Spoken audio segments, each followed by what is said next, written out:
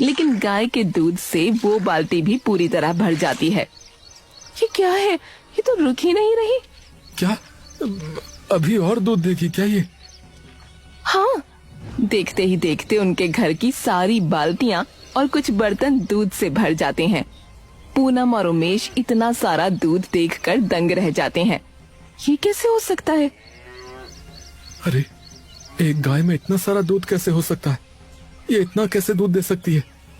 तभी वो गाय उनकी ओर देखती है और उमेश और पूनम जैसे ही उसकी आंखों में देखते हैं, उन्हें उस गाय की आंखों में उस बाबा का प्रतिबिंब दिखाई देता है। मैंने कहा था ना, कंधे भी भगवान उसी के मजबूत करता है जिस पर जिम्मेदारियां बड़ी देनी होती हैं। अगर ये नहीं मिला तो क्या पता इससे बड़ा कुछ मिलना हो। ये सुनते ही उमेश और पूनम कुछ देर के लिए स्तब्ध रह जाते हैं। ये तो चमत्कार हो गया। उमेश की आंखें एकदम से मानो शर्म से झुक जाती हैं। हे भगवान, पूनम, मैं ये क्या करने जा रहा था? मैंने ये गाय, जो कि शायद खुद महादेव ने हमें भेजी है, मैं उस भेंट को ठुकराने वाला था।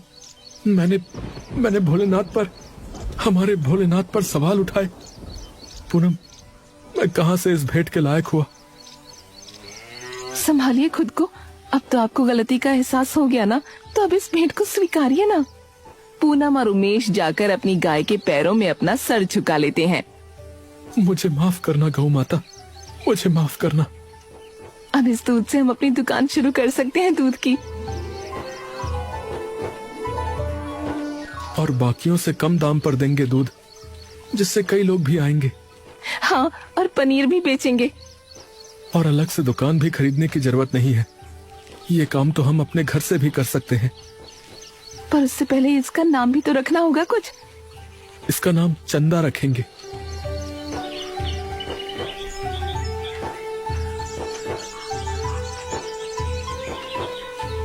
कुछ दिनों में पूनम और उमेश अपनी डेयरी खोल लेते हैं।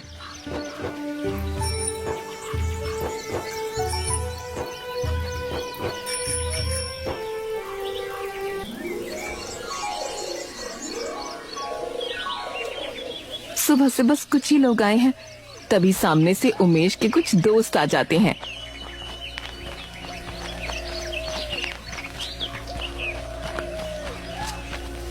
अरे उमेश भाई, अरे कैसे चल रही है नई दुकान है?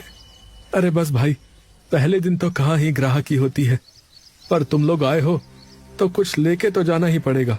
अरे चलो कोई नहीं भैया, तेरा भी फायदा करवा देते हैं। 2 किलो दूध कर दिए भैया। और मेरा पनीर कर दियो भैया, 1 किलो है। ला फिर मेरा भी कर ही दे भाई, 1 किलो दूध। सुबह नहीं लाना पड़ेगा उठ के अलग से।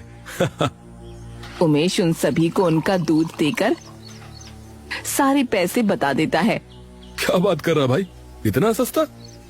हाँ भाई साहब, ताकि कोई भी खरीद सके, वो भी जिसके पास पैसा कम हो। भाई तुम्हारा नुकसान नहीं हो रहा है? पूनम और उमेश एक दूसरे की ओर देखकर मुस्कुराने लगते हैं। काहे ढूंढे सुख तू धन में, ढूंढ करुणा अपने मन में, और देख तू सुख आते जीवन में। अरे वाह वाह वाह भैया, अरे कवि हो गए हो, क्या खूब बात कही है भाई। तुम्हारी दया भावना ने, सच कह रहा हूँ यार, मेरा मन तो जीत लिया। चलो भाई, इतने खुश हो तो अपने आसपास या जान पहचान वालों को भी बता देना। अरे वो तो हम बता ही देंगे भैया, लेकिन तुम देखना रोज खुद ही भीड़ बढ़ती जाएगी यहाँ।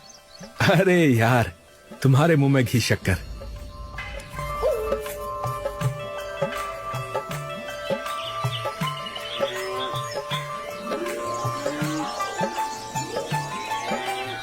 हे गौ माता, अपनी कृपा यूं ही बनाए रखना। कुछ ही दिनों में देखते ही देखते उनकी दुकान का नाम पूरे गांव में छा जाता है। तो दूध कहाँ से लेती है री? मैं तो हमारा वो दूधिया है ना, वही देने आता है। अरे इन्हें छोड़, तू भी चंदा डेयरी से दूध ले लिया कर। आधे से भी कम दाम पर देते हैं, और वो भी एकदम शुद्ध, बिना मिलावट का। अच्छा, ले तो फिर मैं कल ही मना करती हूँ अपने दूधिया को। उनके दूध में तो आधा पानी ही मिलता है। अरे भाई, खरा दूध दिया, बिल्कुल खरा दूध। वरना तो सारा मिलावट वाला दूध लेना पड़ता था। वहीं पास खड़ा एक गरीब इंसान भी बोल पड़ता है।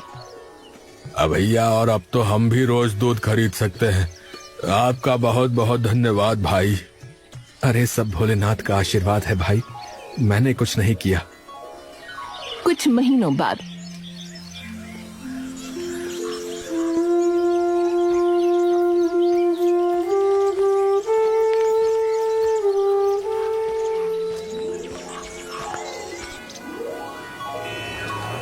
बैंक कर्मचारी उन्हें उनके खेत के कागज वापस दे देता है। धन्यवाद। उमेश और पूनम अपने घर के कागजात लेकर वापस चले जाते हैं। कुछ वक्त तक सब यूं ही कुशल मंगल चलता रहता है और पूनम और उमेश गांव में अपनी एक और दुकान अलग से भी शुरू कर देते हैं। लेकिन दूसरी ओर गांव के दूसरे दूधिया का धंधा पूरी तरह से चौपट हो चुका होता है। अरे दिमाग खराब कर रखा है इन लोगों ने, हैं? आज तो एक भी इंसान नहीं आया दुकान पे, सारा दूध यूं का यूं रखा है। अब तो जाकर देखना ही पड़ेगा कि माजरा क्या है, ये कैसे इतना सस्ता दूध बेच रहे हैं। कल सुबह सुबह जाता हूँ देखने।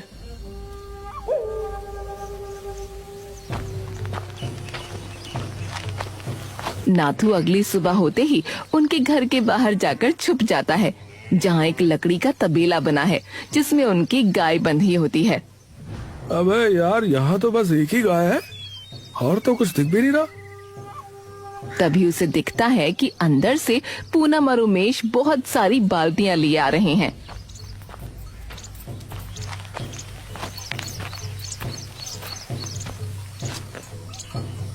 ओ भाई, ये क्या है? इतनी सारी बाल्टियां क्यों लेकर जा रहे हैं यार ये लोग? वो भी एक गाय के लिए? इतना दूध देती है क्या?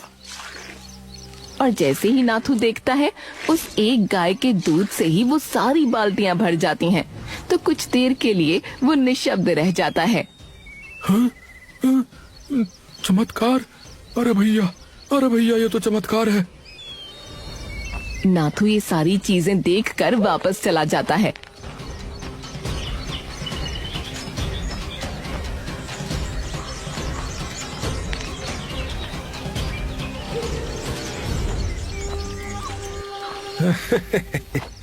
अब समझ गया कि क्या करना है।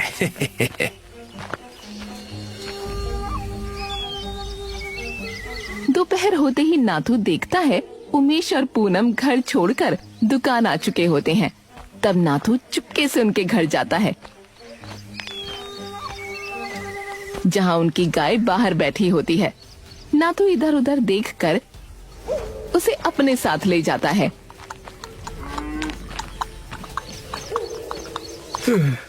अब इस गाय को ऐसी जगह छुपाऊंगा कि किसी को भी समझ नहीं आएगा कि कहाँ गई। ये गाय तो इतना दूध देती है कि 4 दुकान खोल लूं दही दूध की। अब तो पैसों की बरसात होगी, अब तो पैसा ही पैसा होगा।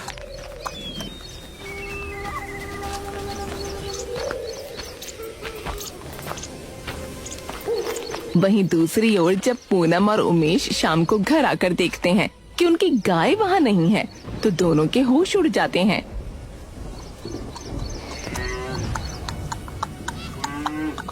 हे भगवान, चंदा कहाँ गई?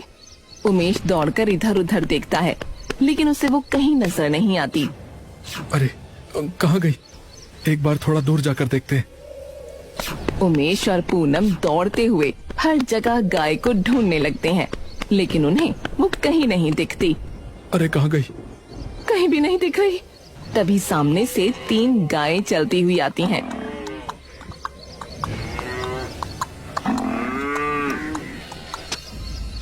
इनमें तो नहीं है। नहीं, इसमें से तो कोई नहीं है। ये तो यूं ही गलियों सड़कों पे घूमने वाली गायें हैं। तभी उमेश के चेहरे पर अनोखी सी मुस्कान आ जाती है। क्या हुआ? आप ऐसी परेशानी में मुस्कुरा क्यों रहे हैं? अरे इसलिए मुस्कुरा रहा हूँ क्योंकि जिस काम के लिए महादेव ने चंदा को हमारे पास भेजा था, वो उद्देश्य पूरा हो गया। हाँ। उमेश एकदम से खुशी से पूनम की ओर देखता है। महादेव ने चंदा को इसीलिए ही हमारे पास भेजा था ताकि वो हमें बचा सके। अब जब वो उद्देश्य पूरा हो गया तो वो भी गई। पर अब हम क्या करेंगे? जवाब सामने ही है। हम जब भी बाहर निकलते हैं तो कितनी ही गायें भूखी प्यासी सड़कों पर गलियों में घूम रही होती हैं, कि शायद उन्हें कोई रोटी ही दे दे। तो अगर हम उन सभी गायों को अपने साथ ले आएं, तो उन्हें बसेरा मिल जाएगा और हमारा काम भी वैसा ही चलता रहेगा, है कि नहीं? हाँ, ये सही कहा आपने। शायद चंदा गई ही इसलिए ताकि हम इन गायों की मदद कर सकें। हाँ, और याद है उन बाबा जी ने क्या कहा था कि जो कुछ हो रहा है वो किसी वजह से ही हो रहा है। उमेश और पूनम उन गायों को लेकर अपने घर चले जाते हैं।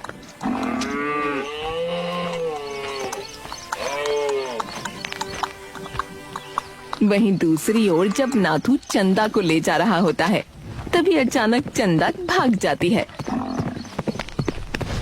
अरे अरे अरे अरे छूट के कहाँ भाग रही है? अरे कहाँ जा रही है? नाथू उसके पीछे खूब भागने की कोशिश करता है, लेकिन वो उसकी नजरों से देखते ही देखते दूर चली जाती है। कुछ दिनों बाद कुंठा गांव के वृंदा और पारस तंग मन से जंगल से लकड़ी लेने जा रहे होते हैं।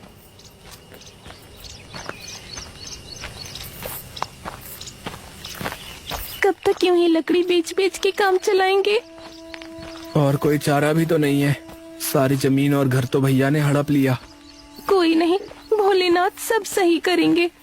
बिल्कुल, हमें बस अपना मन साफ रखना है। पारस और वृंदा जैसे जंगल में पहुंचते हैं, वो देखते हैं कि तालाब के पास एक कमजोर सी गाय लेटी है। ओहो, मुझे तो लगता है कि कई दिनों से शायद कुछ खाया पिया नहीं है इसने।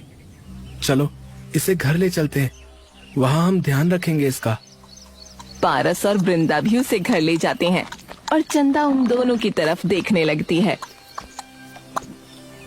लगभग 1 साल में उमेश और पूनम अपनी एक गौशाला बना लेते हैं, जिसमें वो कई सारी गायों को इकट्ठा कर उनकी रोज सेवा करते हैं। वहीं दूसरी ओर चंदा के आने से खुशहाली छा जाती है और आखिर में उन्हें भी अपनी सच्ची श्रद्धा और सच्चे मन की वजह से खूब तरक्की मिल जाती है, क्योंकि चंदा हमेशा उसी के पास ठहरती है जिसका मन सच्चा और साफ होता है।